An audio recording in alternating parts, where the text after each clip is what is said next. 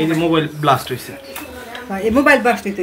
এটা কি মোবাইল? হ্যাঁ হ্যাঁ আপনি জুতাটা একটু সরান দিবে মানে আরেকটু হালকা এই মোবাইল ব্লাস্ট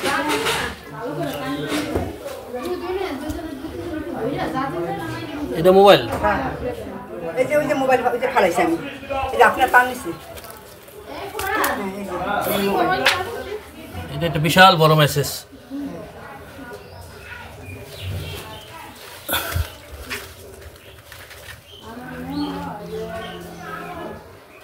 তার মানে আজ থেকে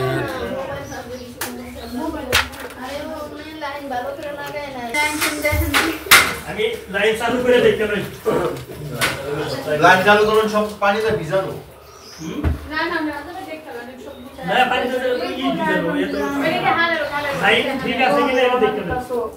ঘরে মানুষ পানি পানি সবাই সব বের হলো মানুষ তো বড় গাড়ি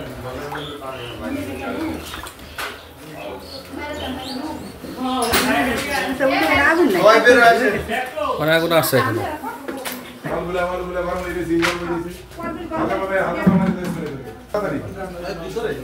আমি ভাবছি মনে হয় ওই রুমে তো ভরা গেছে আগুন লাগছে কি কারণ থেকে না কারণ থেকে পরে না এই রুমেতে এখন যাও একটা ঘর আপনি কাছে কাকা কাছে ওরা তাই তোয়ালে দিনা তোয়ালে দিতে আছে ওটা গরম হয়ে গেছে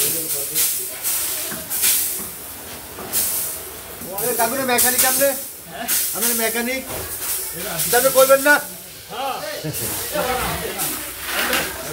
মাথাটা কেন আপনি আমি এই হাত লাগবে না কি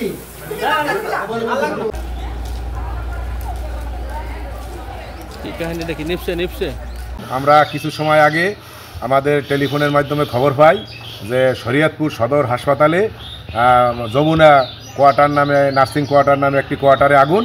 তা আমরা তাৎক্ষণিক দ্রুততার সহিত আইসা আমরা আগুন নির্বাপন করি। আমাদের প্রথম কল পানি ভ্যান গাড়ি এবং পাম্পের মাধ্যমে আগুন নির্বাপন করি। পরক্ষণে দেখা যায় যে আগুনটার কারণ হচ্ছে মোবাইল চার্জ থেকে। একনল হ্যান্ড ওয়াশ 100% প্যারাবেন ফ্রি, তাই নিরাপদ হাতের জন্য আস্থা রাখুন একনলে। তার মোবাইল থেকে মোবাইলের চার্জ সবই তার নষ্ট হয়ে যায়। এখান থেকে তাদের প্রথমে খাটে তোষক বালিশ বিভিন্ন আসবাবপত্রে আগুন লাগে, ওখান থেকে তাদের এসিতেও লাগে। তা আমার জন্য মানে আমার জনগণের সাধারণের জন্য আমার মেসেজ রইল যে আমার উপদেশ রইল যে আপনারা কেহ যদি মোবাইল চার্জ দেন তাহলে মোবাইলটা যাতে দূরে রাইখা কোনো বালিশের নিচে কাতার নিচে তোষকের নিচে যাতে আপনারা চার্জ না দেন, না দেওয়ার পরামর্শ রইল যাতে নচেত এই ধরনের ঘটনা কিন্তু আপনাদেরও ঘটতে পারে।